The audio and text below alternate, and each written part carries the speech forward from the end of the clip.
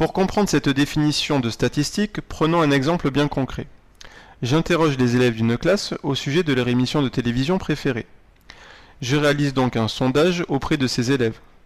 Et c'est en réalisant ce sondage que je vais collecter des données en récupérant les réponses des élèves. Ensuite, comment est-ce que je vais traiter ces données? Eh bien, je vais regrouper les informations que j'aurai obtenues sous la forme d'un tableau. Par exemple, je vais compter combien d'élèves aiment l'émission de télévision Koh-Lanta, combien d'élèves aiment l'émission de télévision Téléfoot, etc., etc. Puis je vais interpréter ces données, c'est-à-dire les analyser.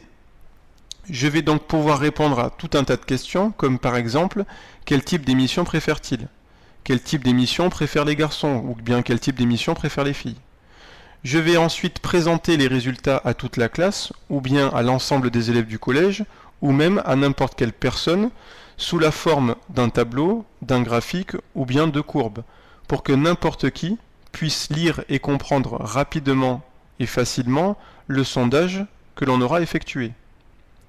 Avec cet exemple, on comprend facilement que les statistiques sont présentes un peu partout, que ce soit dans les entreprises privées, dans les entreprises publiques, en agriculture, à la télévision, en économie, surtout en politique.